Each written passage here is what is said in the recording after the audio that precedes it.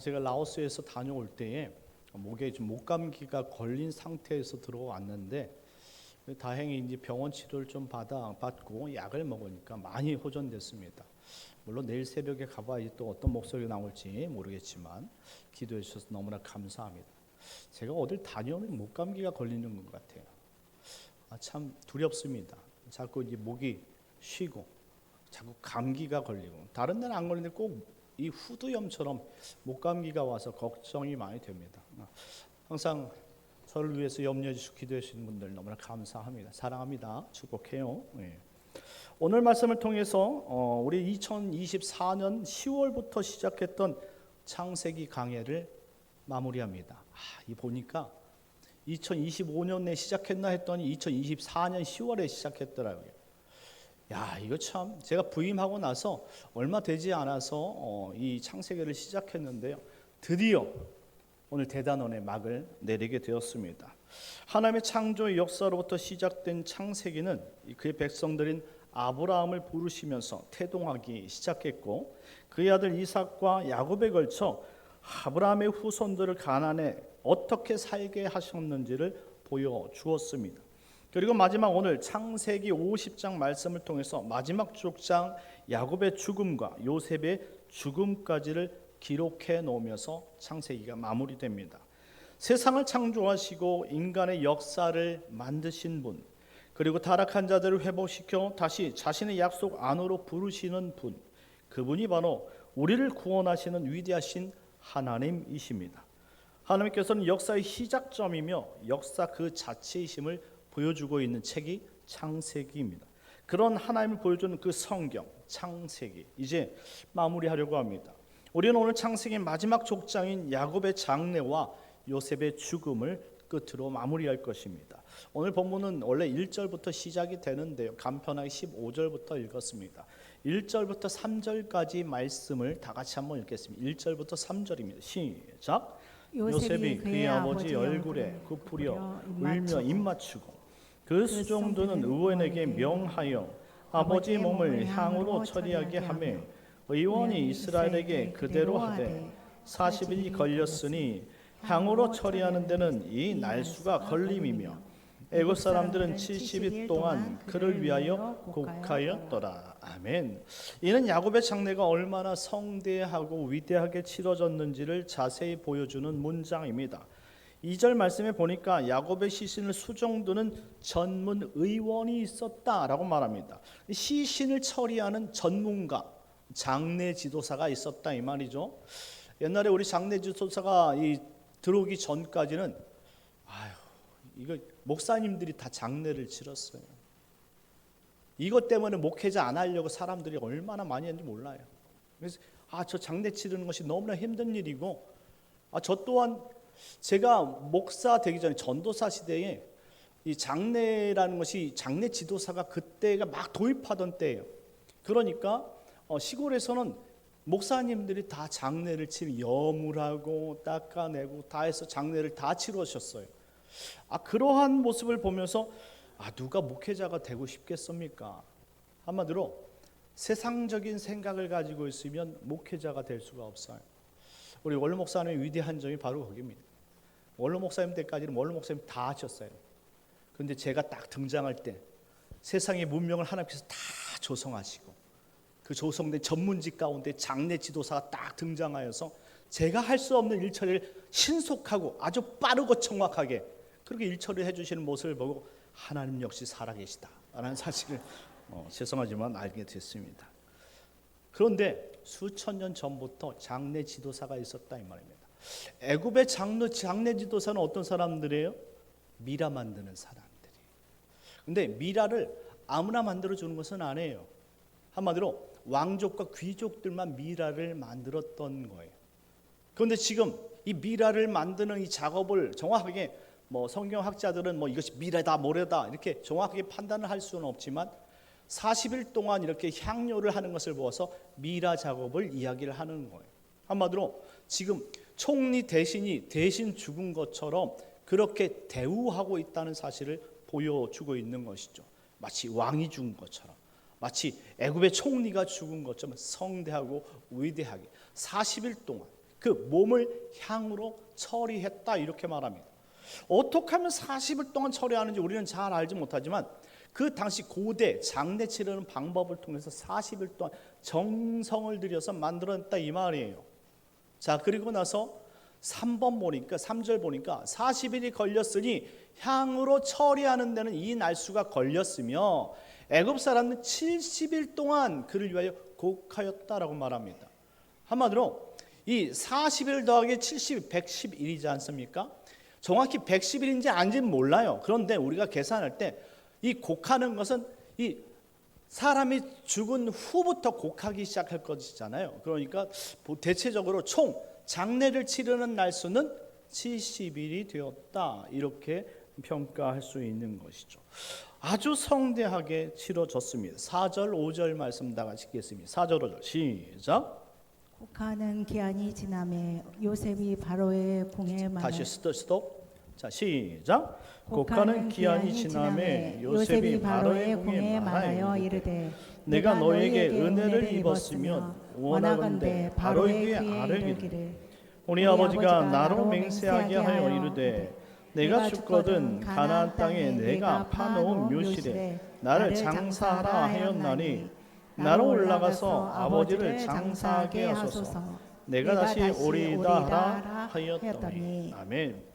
요셉은 아버지의 무덤을 위해 만들기 위해 자신의 주군인 이 바로 왕에게 간곡하게 부탁을 합니다.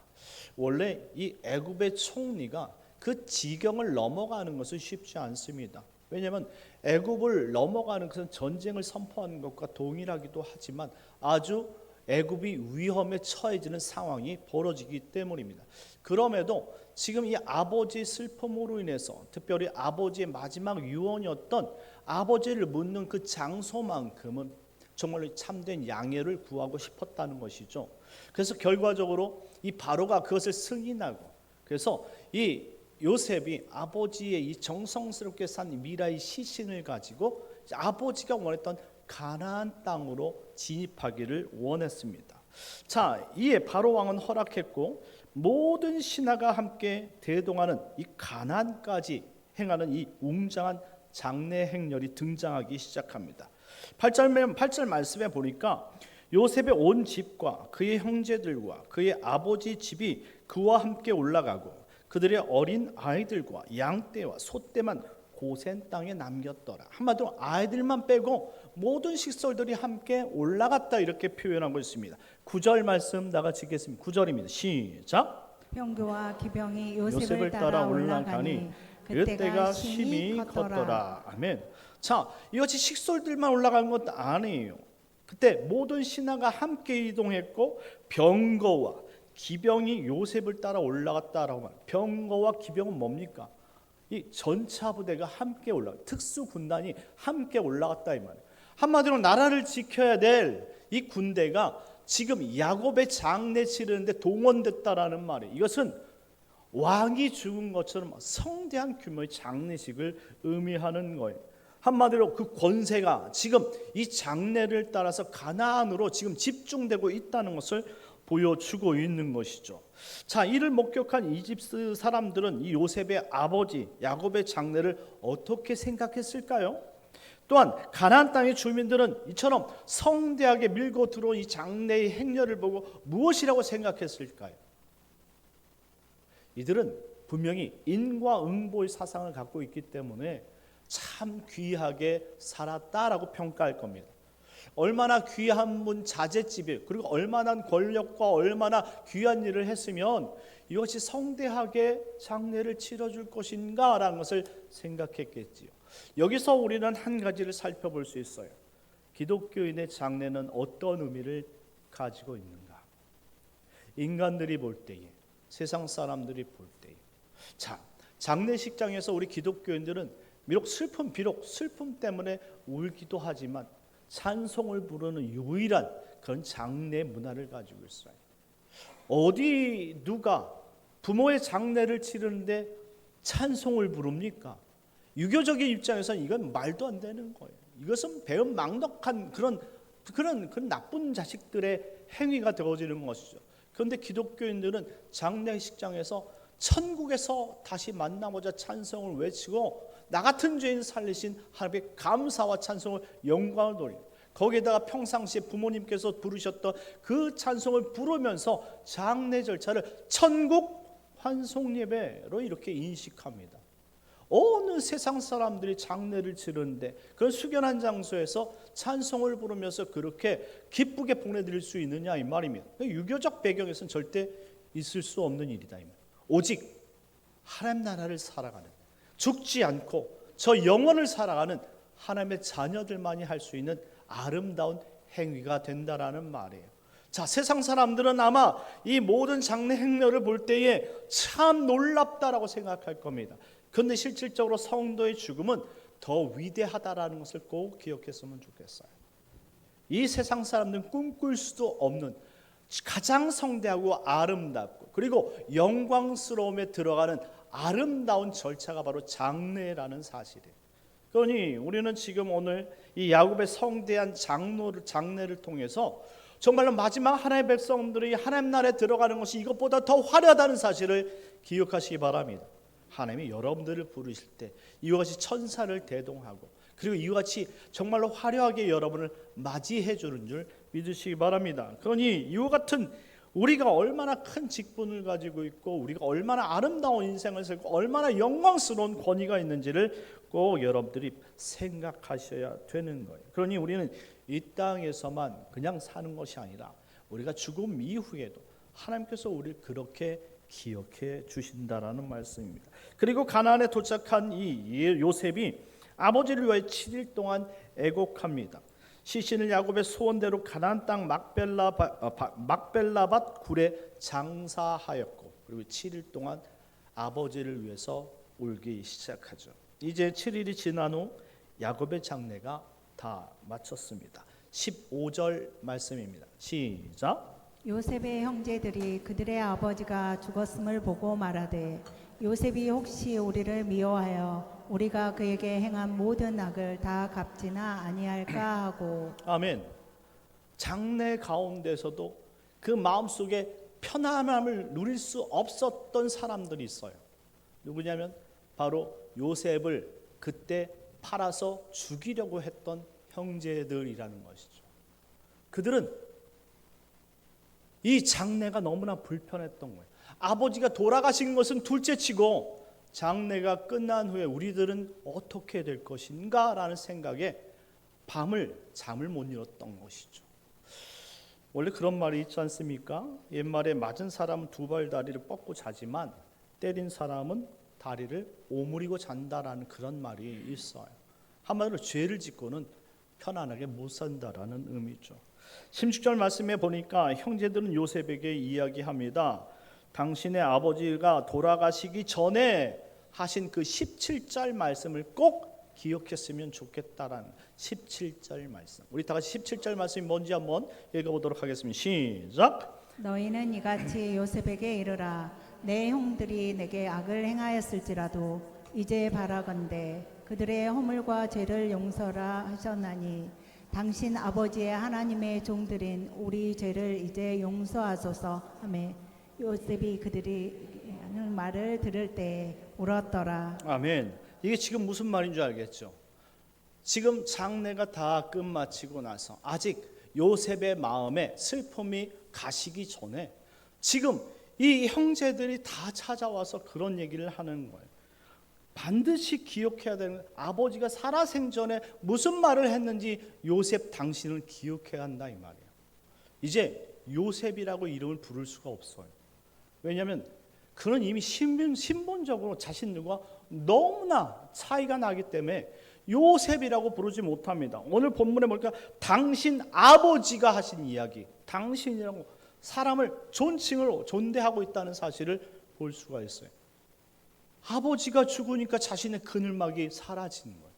아버지가 죽으니까 자신을 보호해줄 그러한 방어막이 사라졌다라는 사실을 생각하니까 이 요셉을 볼 때 단지 형제가 아니라 그는 애굽의 총리로 보였던 것이죠. 권력을 휘두를 수 있는 유일한 사람, 권력을 휘두르면 우리도 다 끝나고 다 죽을 텐데 그것 때문에 지금 아무것도 하지 못하고 정말 두려워서 쩔쩔매고 있는 형제들의 모습이 담겨 있어요. 이제 우리 죄를 이제 용서하소서 이렇게 이야기합니다. 이게 이 문맥상, 이 번역상 제발 용서해 주옵소서라는 간청문으로 기록이 되어 있어요. 무슨 말인지 아시겠습니까? 이제 우리들을 제발 용서해 주옵소서를 반복하는 거예요. 한마디로 최상급으로 한마디로 간청하면서 이제 아버지께서 살아서 명령하셨던 것처럼 이제 우리 마음속에 우리를 그의 아픔에 두지 말고 정말로 우리를 용서해 주시면 너무나 감사하겠습니다. 이런 간청문을 올린 거예요.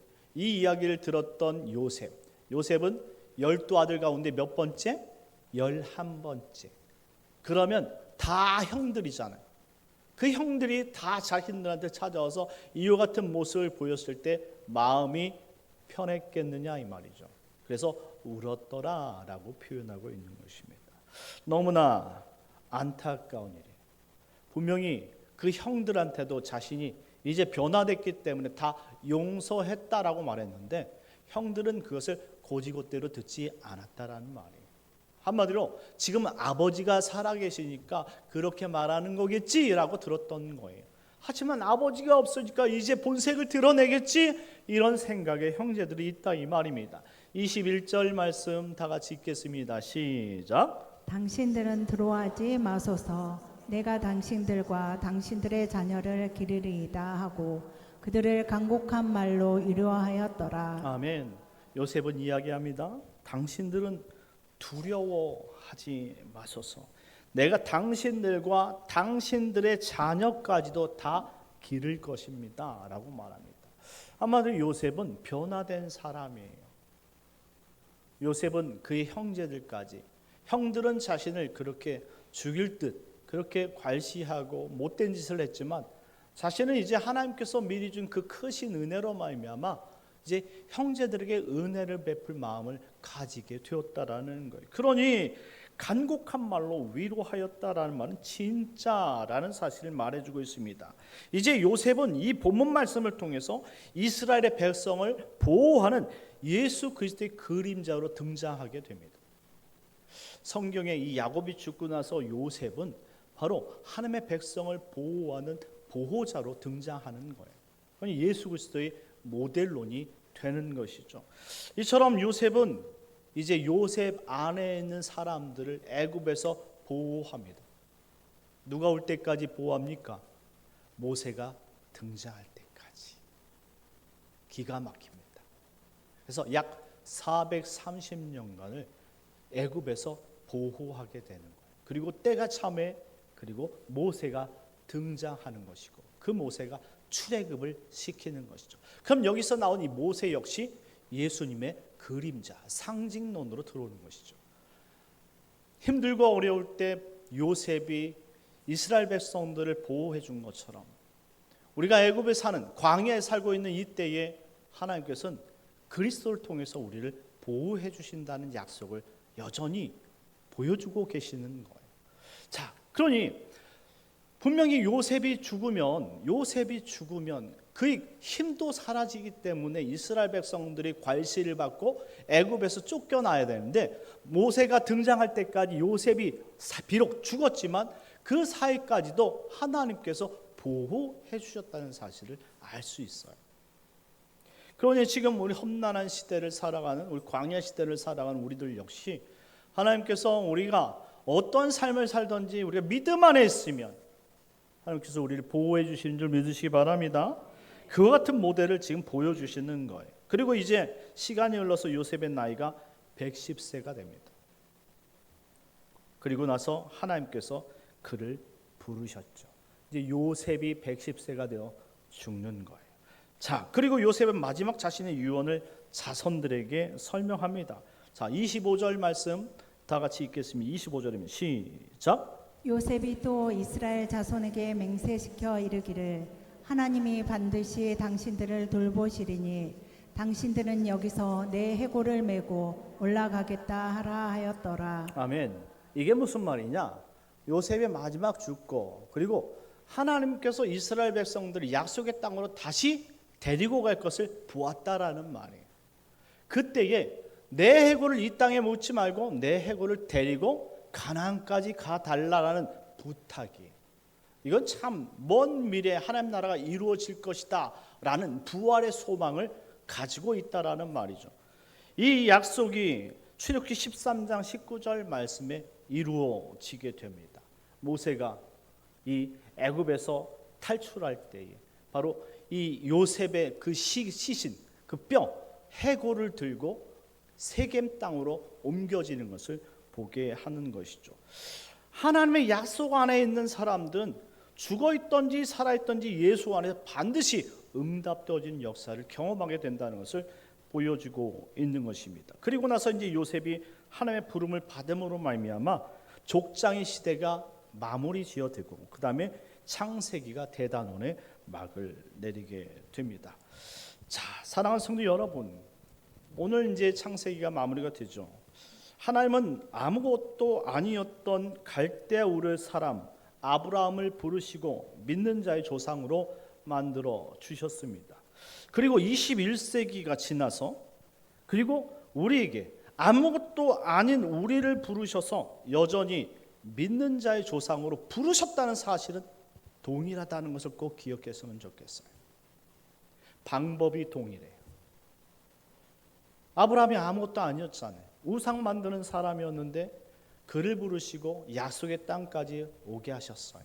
그리고 약속의 땅에 머물면서 힘들지 않은 때가 없었어요. 하지만 하나님과 동행함이 아브라함에게서는 가장 행복한 시간이었다는 것을 깨닫게 하셨죠. 우리도 여전히 우리는 어디에 살았는지 모르지만 하나님께서 우리를 부르셨어요. 그리고 교회로 데려온 다음에 일평생 우리와 주님이 동행하십니다. 우리 삶이 힘들지 않을 때가 없어요. 그런데 힘들지 않게 하신다는 거예요. 왜냐하면 예수님께서 분명히 평안을 약속해 주셨으니까. 그래서 우리는 우리 입술로 고백합니다. 주님과 동행하는 그 어디나 다 하나님 나라라고. 소가 삼간도 만족할 수 있는 것이고 어떤 힘든 상황과 여건 속에서도 기쁨을 나타낼 수 있다 이 말이에요. 그러면서 믿음으로 살아가게 하시고 결국 우리를 어디까지 인도하시나? 오늘 야곱이 성대하게 부름을 받아서 하나님 나라로 올라갔던 것처럼 우리를 그 자리까지 부르시는 것입니다. 아브라함을 똑같이 부르신 하나님께서 우리를 똑같이 그렇게 만드셨어요. 그러면 아브라함에게는 족장시대 이삭의 후손 그리고 야곱의 후손 야곱으로 인해서 이스라엘 12민족이 생겼던 것처럼 우리에게는 후손이 없을까요? 여러분들 이제 여러분들 자녀들 시집장가 갔으면 후손이 생기죠. 그 후손을 하나님께서 약속 안에서 성취하시고 보호하기를 원하신다라는 그 말씀을 창세기 안에는 담고 있는 거예요. 자, 그렇다면 우리는 그 사명을 감당했느냐가 중요한 것이겠죠. 안타깝게도 우리가 예수를 더디 믿어서 지금 예수를 믿은 사람들은 아브라함처럼 사명을 감당하지는 못했을 겁니다. 그런데 지금이 중요한 것 아니겠습니까?